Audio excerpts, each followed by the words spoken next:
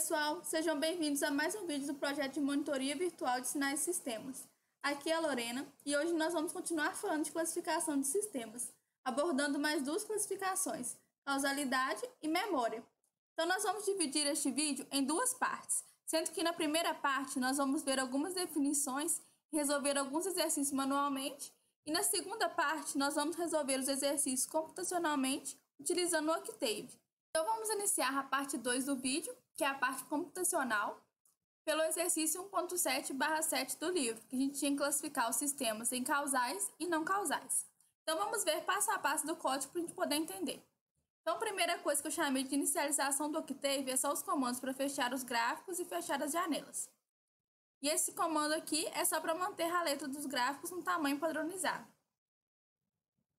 Então agora vamos para os parâmetros iniciais. Então, o que seriam esses parâmetros iniciais que eu chamei aqui? Seriam os parâmetros essenciais que a gente vai utilizar no código inteiro. Então, no nosso caso, como a gente vai ter que fazer operações no tempo e plotar o nosso gráfico no tempo para a gente poder analisar se o sistema é causal ou não, nós temos que definir um vetor de tempo. Então, para isso, nós temos que definir o valor de tempo inicial, que eu defini aqui igual a 0, e aqui o nosso tempo final, que é igual a 10. E o nosso vetor tempo ele vai ser dado por um vetor de 1000 posições, que vai do tempo inicial até o tempo final. Então, esse comando do linspace ele vai me retornar isso, um vetor de 1000 posições, que vai do meu tempo inicial até o meu tempo final. Então, o próximo passo é definir o sinal de entrada. Então, uma maneira rápida de definir o sinal de entrada é considerar esse sinal de entrada sendo uma função exponencial. Então, o nosso sinal de entrada x vai ser exponencial de menos 0,5 vezes t. Agora, o próximo passo é definir o sinal de saída. Então, como a gente pode ver, os nossos sinais de saída aqui, das nossas letras A até a nossa letra D, eles sofrem operações no tempo. Então, quem ainda não viu o vídeo também do Leandro, do projeto de monitoria virtual, dá uma olhadinha lá no vídeo que ele vai explicar todas as operações que os sinais podem sofrer. Esse código aqui, inclusive, é o código que o Leandro utilizou na explicação dele, no vídeo dele. Eu utilizei aqui as partes do código do Leandro para a gente poder resolver essa questão. Então, a primeira coisa é definir as variáveis de deslocamento, reflexão e escala. Agora, para a gente poder entender as próximas partes do código, eu vou só demonstrar aqui rapidinho essas operações. Todas essas operações com sinais, elas provocam efeitos no tempo. O deslocamento faz o meu sinal deslocar no tempo para a direita ou para a esquerda, dependendo se ele for positivo ou negativo. A reflexão faz uma inversão nos meus valores de tempo, né? O que passa a ser positivo passa a ser negativo. E a minha escala, ela pode comprimir ou expandir o meu sinal. E o que ela faz no tempo é a divisão do tempo pelo meu fator de escala. Então, agora vamos voltar para o código. Então, aqui no código foi implementado duas condições. Se a reflexão for 1, ou seja, o meu sinal não sofrer nenhuma reflexão, o meu tempo inicial ele vai ser dado pelo meu T1, que a gente já definiu, dividido pela escala, porque o efeito da escala é a divisão no tempo, vezes a reflexão, que vai ser 1, que não vai alterar nada, né? Menos deslocamento, que o meu deslocamento ele vai ou mover meu tempo para um lado ou para o outro. E o meu tempo final, a mesma coisa. Então, eu vou criar um novo vetor de tempo que vai utilizar esses valores iniciais e finais novos aqui.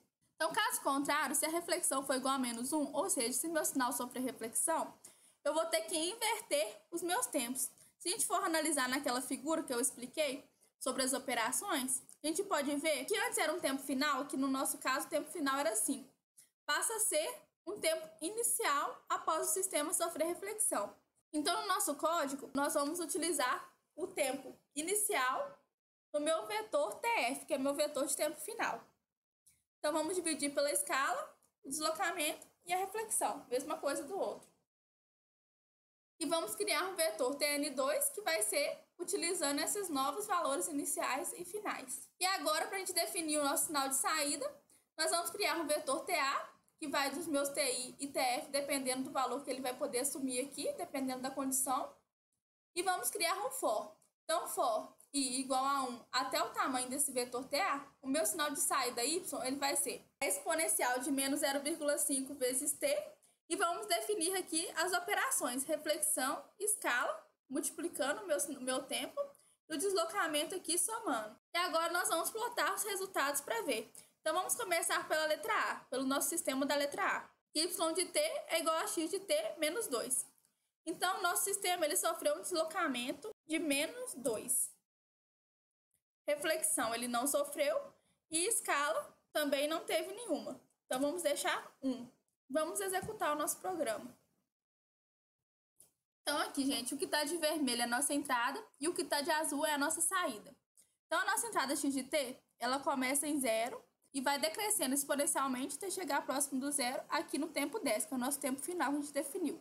Após passar esse sinal de entrada ser aplicado ao meu sistema, ele sofreu uma operação de deslocamento. Então, o que antes começava no tempo 0, passa a começar no tempo igual a 2. Ó. Ele sofreu um deslocamento de 2. Então, ele começa aqui no tempo igual a 2, vai decrescendo exponencialmente e termina aqui no 12. Então, agora para a gente poder verificar se esse é um sistema causal ou não causal e responder a nossa pergunta, a gente tem que analisar se a nossa relação entrada versus saída. Então, como a minha saída ela está começando depois do meu sinal de entrada, ele é um sistema causal. Porque o sistema causal é aquele que o meu sinal de saída não inicia antes do meu sinal de entrada. Se ele estivesse iniciando antes do meu sinal de entrada, ele seria um sistema não causal. Agora vamos testar a letra B. A letra B é igual a y de t é igual a x de menos t.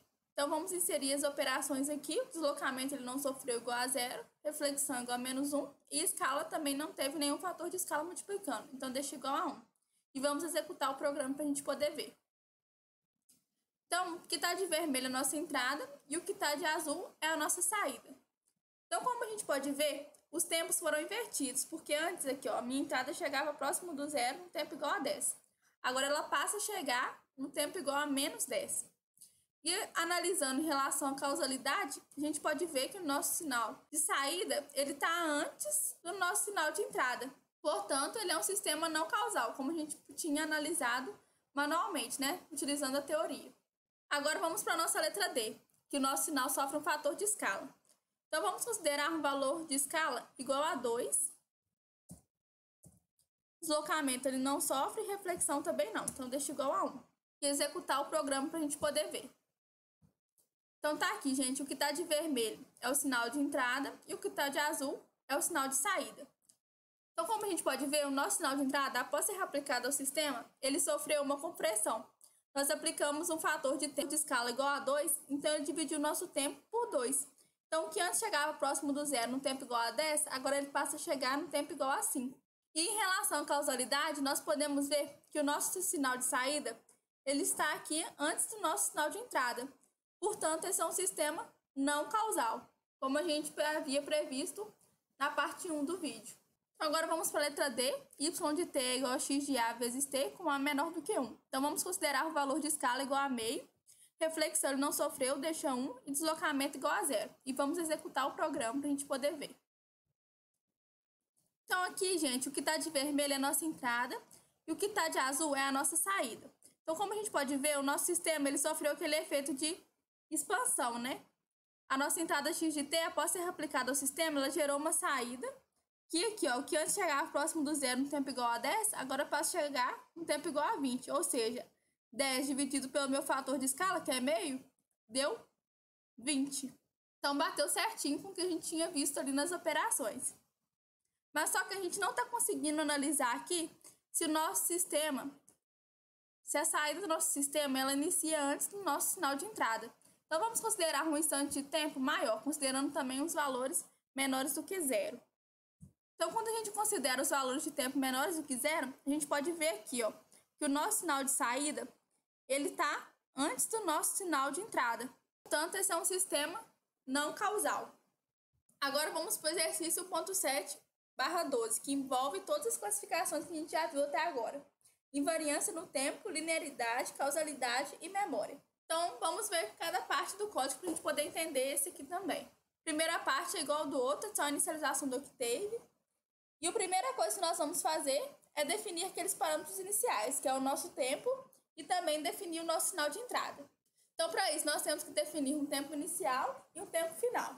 Aqui o nosso tempo inicial foi definido igual a menos 5 e o tempo final igual a 10. E agora nós vamos criar um vetor T1 composto de 1000 posições, indo desse meu tempo inicial até 0, e um vetor T2 de 1000 posições também, que inicia em 0 e vai até meu tempo final. E agora vamos criar um vetor t, que vamos concatenar o vetor t1 de 1 até o penúltimo valor deste vetor com o meu vetor t2.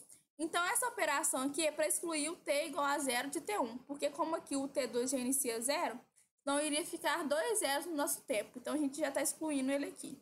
Então, agora, depois de definir o vetor de tempo, nós vamos definir o nosso sinal de entrada x. Então, para isso, nós vamos concatenar um vetor de zeros que vai de 1 até length t1, considerando somente os valores de t1, de 1 até o penúltimo valor. Então, nosso sinal de entrada x ele vai de zeros de 1 até 999 e depois ele passa a assumir os valores da minha função cosseno que eu defini aqui. Então, agora o próximo passo é definir o sinal de saída.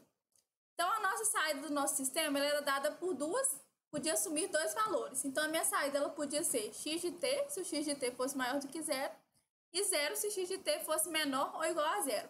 Então, nós temos que implementar isso no programa.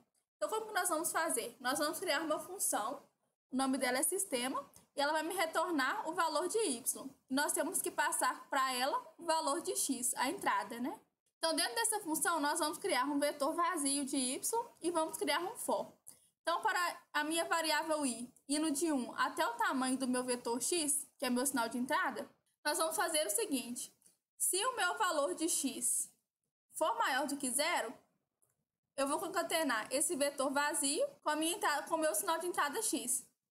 Caso contrário, se ele for menor ou igual a 0, eu vou concatenar este vetor vazio com 0. E aqui eu vou encerrar a minha função. Então, agora, para a gente obter a saída, basta a gente invocar a função. Então, eu vou invocar a função sistema e passar para ela o meu sinal de entrada x, que a gente definiu aqui em cima. Então, vamos plotar esses resultados, o nosso sinal de entrada e o nosso sinal de saída, para a gente poder ver como que eles ficaram. Então, tá aqui, ó. Esse aqui é o nosso sinal de entrada x e esse aqui é a nossa saída após ele ser aplicado ao sistema. Então, conforme a gente pode ver, o nosso sinal de entrada x ele vai ser igual à minha função quando o meu x de t for maior do que 0. Quando o meu x de t é menor ou igual a 0, a minha saída ela passa a ser 0. Quando ela volta para o 0 novamente, ela passa a ser igual à minha função. Quando ela chega no 0, a minha saída fica igual a 0. Então, vamos iniciar agora a primeira classificação, que é a linearidade. Então, nós vamos definir um sinal arbitrário x1, que vai ser uma função constante, né? Então, nós vamos fazer um vetor de 1s, que vai de 1 até o tamanho do meu sinal de entrada x e vamos multiplicar ele por menos meio. E para obter a nossa saída y1, basta invocar a função sistema e passar essa entrada x1. A minha entrada x2 vai ser igual ao meu sinal de entrada x, que vai ser uma função cosseno, né, que a gente já definiu. Para obter a saída y2, basta invocar a função sistema e passar como entrada x2. Agora, nós vamos implementar as propriedades que a gente falou lá na parte 1 do vídeo, que é aquela propriedade que a gente tem que atender para o sistema ser linear ou não, que é a propriedade da superposição, aditividade mais homogeneidade. Então, para isso, nós temos que definir duas constantes, K1 e K2, definir aqui o K1 igual a 2 e o K2 igual a 3, e vamos definir uma entrada x3, que é a soma ponderada dessas duas entradas x1 e x2 por essas constantes. Então, ficou K1x1 mais K2x2. E a minha saída y3, basta invocar a função sistema e passar para ela minha entrada x3. E agora nós vamos definir uma variável, que é a y3 de teste, que vai ser o K1 vezes y1 mais K2 vezes y2. Então, o que nós queremos fazer com isso? Nós queremos verificar se vai dar o mesmo resultado eu fazendo a combinação linear de cada saída, que é meu y3 de teste, com a minha saída obtida no sistema mesmo, que a gente fez a definição do sistema. Porque se der o mesmo resultado, o meu sistema ele vai ser linear. Se não, ele vai ser não linear, porque essa minha entrada x3, que é a combinação linear, ela não me levou a uma saída que é a combinação linear das saídas y1 e y2. Então, vamos plotar cada etapa. Vamos plotar a entrada x1 com a saída y1, a entrada x2 com a saída y2, a entrada x3 e a saída y3. E depois o meu y3 de teste. Então, tá aqui, ó. A nossa entrada x1, ela era menos meio, né? Tudo constante. A nossa saída y1 passa a ser 0, porque quando no nosso sistema, se o x de t fosse menor ou igual a 0, a saída era 0. Então, ficou igual a 0 aqui. A nossa entrada x2, ela era a função cosseno que a gente definiu. Então, a nossa saída y2, ela vai ser aquela função que é x de t se o x de t for maior que zero, e 0 se o x de t for menor do que zero. E aqui está a nossa entrada x3, que é como efeito da superposição, né? Que é multiplicando por K1 e por K2 e somando essa entrada x1 e x2. Então, ficou essa função aqui, uma função de cosseno de amplitude igual a 2. E aqui está a nossa saída. O que está de preto é a nossa saída obtida fazendo a superposição das saídas y1 e y2 pelas constantes. E a saída de vermelho é a saída obtida aplicando a nossa entrada x3 ao sistema. Então, conforme a gente pode ver, não deu o mesmo resultado. Após fazer a superposição de cada saída y1 e y2, ela ficou maior aqui, ó. Então, esse sistema ele é não linear. Vamos agora para a segunda classificação, que é a causalidade. Então, para fazer essa classificação, basta plotar juntos o meu sinal de entrada x com o meu sinal de saída e comparar se meu sinal de saída vai iniciar antes ou depois da minha entrada. Se ele iniciar antes, ele é não causal. Então, vamos plotar os dois juntos para a gente ver. Então, aqui, ó, o que está de vermelho é o nosso sinal de entrada e o que está de pontilhado é a nossa saída. Então, aqui, ó, a gente pode ver que o nosso sinal de entrada é a função cossenoide, que ó, vai do valor positivo até o valor negativo. E a nossa saída do sistema, ela fica positiva quando a minha entrada é positiva e fica zero quando a minha entrada é negativa. E as duas, elas estão iniciando no mesmo instante de tempo. Como o meu sinal de saída ele não está iniciando antes do meu sinal de entrada, ele é um sistema causal. Agora, o último teste que nós iremos fazer é o teste de invariância no tempo. Então, para fazer o teste de invariância no tempo, nós vamos ter que deslocar no tempo o nosso sinal. Então, o primeiro passo era deslocar no tempo a nossa saída. Então, como que nós vamos fazer deslocamento no tempo? Então, para isso, nós vamos utilizar aquela função desloque que nós utilizamos no vídeo 2 do projeto de monitoria virtual. Então, essa função desloque, ela funciona da seguinte maneira. Eu tenho que passar para ela como atributos o meu sinal e o número de deslocamentos. Se o meu número de deslocamentos for maior do que zero, a função vai me retornar um sinal deslocado para a esquerda. Já se o meu deslocamento for menor do que zero, ela vai me retornar um sinal deslocado para a direita. Então, basta a gente invocar ela aqui no nosso código para a gente poder deslocar o nosso sinal. Então, primeiro, vamos definir uma variável chamada y atrasado e vamos invocar a função desloque. Então, vamos passar para ela a nossa saída e vamos passar o número de deslocamentos negativo para a gente poder deslocar o nosso sinal para a direita. E esse número de deslocamentos ele vai ser igual a 200. Definir aqui, ó, ele sendo como o t, que é igual a 2, dividido pelo meu step. Então, vai dar 200. E ele é um valor inteiro. Então, agora vamos verificar como ficou. Então, tá aqui o nosso sinal de entrada x de t, cossenoide de amplitude 1 aqui, e a nossa saída y de t. Ela já fica aqui com os instantes de tempo igual a zero, sempre que a minha função de entrada for menor do que zero. E aqui, a minha saída y de t menos t é a saída após aplicar um atraso de tempo. Então, antes a minha saída, ela começava aqui no zero. Após aplicar o atraso, ela passa a começar aqui no tempo igual a 2. Agora, o próximo passo é aplicar o atraso na minha entrada. Então, nós vamos criar uma variável chamada x atrasado e invocar a função desloque. Vamos passar para ela o nosso sinal de entrada x e o número de deslocamentos negativo. Agora, nós temos que aplicar esse sinal de entrada atrasado no nosso sistema para poder verificar se a saída vai dar o mesmo resultado do que aplicar um atraso na saída. Então, eu criei uma variável chamada ya e vou passar ela para o meu sistema. Então, eu invoco a função sistema e passo o x atrasado. Então, vamos pedir para ver o nosso sinal de entrada atrasado e o nosso sinal de saída. Então, tá aqui o nosso sinal de entrada x de t, ele inicia no tempo igual a zero. E aqui o nosso sinal de entrada após aplicar um atraso nele. Então, a gente pode ver que ele já começa aqui, ó, no tempo igual a 2, ele foi deslocado. E aqui é o nosso sinal de saída após aplicar esse sinal de entrada atrasado no sistema. Então, conforme a gente pode ver, ele também inicia aqui no tempo igual a 2, só que depois de aplicá-lo ao sistema, ele fica com aqueles instantes de tempo que a saída é zero, devido a minha entrada ser menor ou igual a zero. E agora nós vamos plotar essa saída atrasada obtida aplicando um atraso na saída e essa saída YA, que foi obtida aplicando a entrada atrasada no sistema, para a gente poder ver se deu o mesmo resultado. Se tiver dado o mesmo resultado, o sistema ele é invariante no tempo. Então aqui, gente, como o que está de vermelho é a nossa saída obtida após aplicar um atraso na saída. E o que está pontilhado foi a saída obtida após aplicar aquela entrada atrasada no sistema.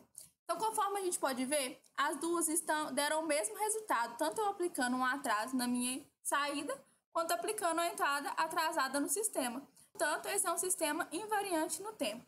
Então é isso, gente. Espero que vocês tenham gostado do vídeo e até o próximo.